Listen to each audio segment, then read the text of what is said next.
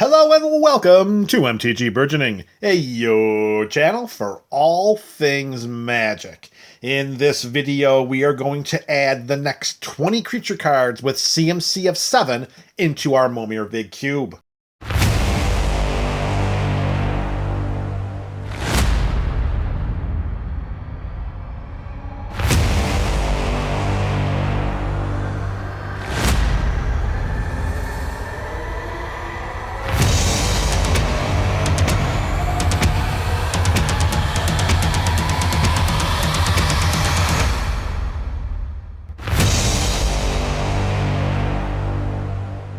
What's up, MTG BC? You are the MTG Burgeoning community. Welcome back to another installment of our ongoing Momir Vig Cube Series. If you are unfamiliar with the goals or purpose of the series or just need a refresher, you can go skulking around in the description below for a link to MTG Burgeoning's introduction to the Momir Vig Cube. And while you're down there skulking away in the description, you can also click the link to Cube Cobra, where you can see the entire contents of the cube as it stands right now. So for today, we've got 20 creature cards with CMCs of 7 going in, and we're going to begin with a mono white angel. This is Seraph of the Suns, a 4/4 with flying and indestructible. This could be an absolute anchor against our opponents because it could block almost any creature that comes at it and still survive due to its indestructibility. Back-to-back mono white creatures are going to start things off with this video, and we have Serra Avatar as mono white creature number 2. All right, it has power and toughness each equal to our life total. So for the investment of 7 mana, depending on how much life we have at the time we get Serra Avatar onto our side of the battlefield, well, it's going to be really dependent on whether we got a great deal or we just invested 7 mana for like a 3/3 or something like that. Serra Avatar could be great, could not be great. This next creature could be a game-winning creature for the lucky player that gets to summon a copy of it from the cube. That is Shivan Hellkite, a 5/5 flying dragon with an activated ability that deals 1 damage to any target whenever we pay 1 and 1 red mana. But again, this ability can only be activated with that red mana, so make sure you diversify that basic land library. A big evasive threat and something that can remove creatures from the battlefield and deal direct damage to opponents. Shivan Hellkite may not only be one of the most powerful 7-drops in the cube, it may be one of the most powerful creatures in the cube. Back-to-back mono red, back-to-back dragons. Next up is Siege Dragon, a 5/5 flyer that when it ETBs, we destroy all walls our opponents control. There are some walls sprinkled among the cards so far presented in the Momir Vig Cube, so it is possible for Siege Dragon to come in and remove some of those creatures. And if there are no walls on our opponent's sides of the battlefield, well, Siege Dragon is not done yet. Whenever this dragon attacks, if defending player controls no walls, it deals 2 damage to each creature without flying that player controls. One way or another, Siege Dragon is going to do some combat damage, and it's going to remove some creatures from our opponent's sides of the battlefield. Speaking of removing permanents from our opponent's sides of the battlefield, let's go 3 straight mono-red editions with an 8/5 dinosaur called Silver-Clad Ferocidons. It has the Enrage mechanic. Whenever Silver-Clad Ferocidons is dealt damage, each opponent sacrifices a permanent. At 8/5, swinging with this and connecting will lower an opponent's life total 33% from its starting amount of 24. Our opponents are going to have to block this, and when they do, we are going to force them to sacrifice a permanent. Each opponent is going to sacrifice a permanent whenever the Silver-Clad Ferocidons become enraged. Also notice that it does not have to be combat damage that triggers this. If for some reason the stars align and we have Shivan Hellkite and the Ferocidons on our side of the battlefield, when we can do a point of direct damage to the Ferocidons and have each opponent sacrifice a permanent. Boy, oh boy, that could be a game-ending creature and an absolute game-clinching combo if the stars align and it comes true. All right, creature number 6 is our first multicolored edition. It is Simic Sky Swallower. It's a 6/6 Leviathan. It has flying, it has trample, and it has shroud. It's going to be very, very hard for our opponents to interact with Simic Sky Swallower, especially since we're just going to be turning it sideways and sending it into combat over and over and over again. We cannot stay away from our mono-web dragons. Next up is the Skyline Despot. It's a 5/5 flyer that when it ETBs, we become the monarch. We hold on to the monarch until an opponent deals combat damage to us with one or more of their creatures. If that were to happen, then the opponent becomes the monarch. The monarch lets us draw a card at the beginning of our end step. And at the beginning of our upkeep, if we still have the monarch, we create a 5/5 red dragon creature token with flying. That is a very, very powerful upkeep trigger for having the monarch, particularly in the Momir Vig variant. So it may be to the best of our capabilities, it may be the best to game strategy to dig in and hold on to that monarch so that we can create those 5/5 flyers and have them go into combat and lead us to victory. All right, next creature, it's another mono-white edition, and, well, let's face it, it's going to be Serra Avatar version 2.0. That is Soul of Eternity. Its power and toughness are each equal to our life total. It does have the Encore mechanic, but in Momir Vig, that is meaningless, because once the summoned creature, which once we summon a creature from the cube, it becomes a token copy of that creature. And once the creature leaves the battlefield, it ceases to exist. So this card will never be in the graveyard for us to activate its Encore ability. So we look at Soul of Eternity in this format as Serra Avatar version 2.0. This must be the Day of Dragons, because here's our 4th dragon in 9 cards, and that is Spawn of Thraxes, a 5/5 flyer that when it ETBs, it deals damage to target creature or player equal to the number of mountains we control. Again, that ability is only going to be as dangerous as the number of mountains we have on our side of the battlefield, so you gotta make sure you diversify as much as possible.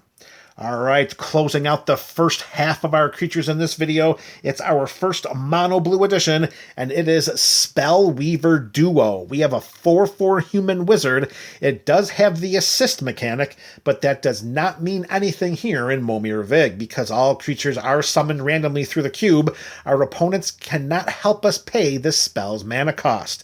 When Spellweaver Duo ETBs, we may return target tapped creature to its owner's hand.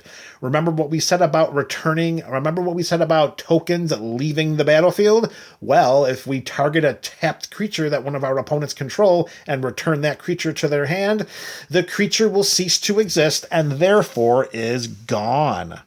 We have some very valuable creature removal in the form of Spellweaver Duo. All right, next up, our creature number 11, we have Sphinx of the Guild Pack. We have a 4/4 flyer that's all colors, and it has hexproof from monocolored, meaning that any abilities of creatures that our opponents control, they will not be able to target the Sphinx if it's from a monocolored source. All right, our next creature is another mono blue edition and another big beefy flyer. It's the Sphinx of Uthun. I think we're going to go with Uthun. Uthun? Let me know what you would call this creature in the comments section below. We got a 5/6 flying Sphinx that when it ETBs, we reveal the top 5 cards of our library. An opponent separates those cards into 2 piles. We put one into our hand and the other into our graveyard.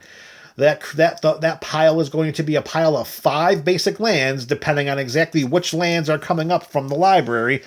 Most likely, we're going to end up picking the one that has 3 because I can't imagine our opponents are going to go 1-4 or 0-5 unless there is a particular basic land we need in order to activate the abilities of one of our creatures. That's going to be a very battlefield-dependent state when Sphinx of Uthun enters the battlefield. All right, back-to-back mono-blue creatures here. We have Spined Megalodon. We have a 5/7 with hexproof, and whenever it attacks, we get to scry 1. 5/7 is a beefy enough creature to survive combat. That's a pretty good toughness. The scry 1 ability in a lot of other formats would be a lot more valuable here than in Momir Vig, but hey, you never know. Maybe you didn't diversify your basic land library enough and you need a specific color of mana. Spined Megalodon can help you find it. All right, next up we have another mono-red creature. It's not a dragon this time. It is Stalking Vengeance, a 5/5 avatar with haste, and whenever another creature we control dies, it deals damage equal to its power to target player. This could be a game-winning addition to our side of the battlefield. Direct damage will be huge. It can help complement the combat damage that's going to be thrown around the battlefield throughout a game of Momir Vig. Having Stalking Vengeance in play may change the way our opponents decide to block our creatures. Speaking of changing the way opponents block creatures, Stone Tongue Basilisk could be a game ender. It is a 4/5, and whenever Stone Tongue Basilisk deals combat damage to a creature, destroy that creature at end of combat. Yeah, that sounds like Death Touch, but it gets a whole lot better than that. Threshold. Anyone remember Threshold back from the days of Odyssey? When we have Threshold, whenever we have 7 or more cards in our graveyard, and once we have that, then Stone Tongue Basilisk makes all creatures able to block it must do so each turn. So think of it like this. If we reach Threshold, and most likely we will, this is a 7-drop, and we must discard a card each time we summon a creature from the Momir Vig Cube, so it's likely that we're going to have 7 lands in our graveyard. So let's just say we have Threshold. Now Stone Tongue Basilisk has Death Touch and a Lure effect. So we send it into combat, and it can deal damage to the creatures that are blocking it. The opponent has to block with all other creatures if able, and if Stone Tongue Basilisk's power is only 4, all we need to do is 1 point of damage to each one of 4 different creatures, and they all die. Even if we end up losing our creature, we still minimally went 1 for 4. That could be a complete shifting in a game. Speaking of a complete shifting in a game, and a card that is so powerful it's actually banned in the Commander format, we have Sylvan Primordial. This is a 6/8 avatar with reach. When it ETBs, for each opponent, we destroy target non-creature permanent that player controls. For each permanent destroyed this way, we search our library for a forest card and put that onto the battlefield tapped. So Sylvan Primordial comes down, pops one land of each of our opponents, because again, they're non-creature permanents, so you know we're going to be targeting a land, and for every one of these lands that are destroyed, we're getting a forest on our side of the battlefield. We set each of our opponents back, and we accelerate ourselves so far past by getting those extra forests in play that we should be able to jam mana into our 8-tier avatar and still have mana left over for potential activated abilities. All right, we're going back to mono red. It's not a dragon. It is Tectonic Hellion, an 8/5 with haste, an 8/5 with haste. And whenever Tectonic Hellion attacks, each player who controls the most lands sacrifices 2 lands. So you got to make sure you count out those lands, because I don't think we want to send this creature into combat knowing that we have to sacrifice a couple of lands. Another mono red creature, and this time it is a dragon. It is the Terror of Mount Velis, a 5/5 flying with double strike. When Terror of Mount Velis ETBs, creatures we control gain double strike until end of turn. This very well could be a game finisher coming down from the 7 spot. All right, we've got 2 creatures left. The next one is our second multicolored edition, if we don't include Sphinx of the Guild Pact. I know it says it's all colors, but it costs colorless mana, so I'm not sure how that's going to line up. We're counting that as a colorless creature in this deck, even though it's all 5 colors. You know what? I'm not sure. I'm going to have to rethink that. Hopefully. All right, we'll come back to that at another time. Creature number 19. It is Teysa, Envoy of Ghosts, a 4/4 human advisor that has vigilance and protection from creatures. So right then and there, we know that every single combat we can send Teysa into combat. It's going to hit an opponent for 4 points of damage, and since it has since she has vigilance, she will be available to block on the eventual crackback. That is fantastic in and of itself. As an additional bonus, whenever a creature deals combat damage to us, we destroy that creature, and then we create a 1/1 white and black spirit creature token with flying. So if our opponents have the gall to send creatures at us, know that Teysa can just block it down, take no damage, or we can allow creatures to come through, have them get destroyed, and then we create some flying spirit nuisances that should help us that should help us clinch victory. All right, yeah, that didn't flow as smoothly as it sounded in my mind. All right, here we go. Creature number 20 to bring this video to a close. It's a mono black edition. It's our first and only mono black card of this video. It is Thieving Amalgam. It is a 6/7 ape snake. Okay, you got that? 6/7, it's an ape snake. At the beginning of each opponent's upkeep, we manifest the top card of that player's library. So we're getting a land off the top of their library. We're putting it face down as a 2/2 creature. And whenever a creature we control but don't own dies, its owner loses 2 life and we gain 2 life. So we are amassing numbers on our side of the battlefield by using our opponent's cards, and we are going to use those as life drain to each opponent that owns those creatures if they end up dying. So we can send them into combat at the opponents that we took them from, and if the opponent doesn't block, then they're going to lose 2 life. If the opponent chumps it, they chump it. If they chump it and they kill it, then they lose 2 life, and we gain 2 life. Either way, Thieving Amalgam is going to make playing Momir Vig even more fun. For us, maybe not so much for our opponents. And there you have it, MTG BC. 20 more creature cards with mana values of 7 going into the cube. Let me know in the comment section below, which are your favorites. This is MTG Burgeoning, your channel for all things magic.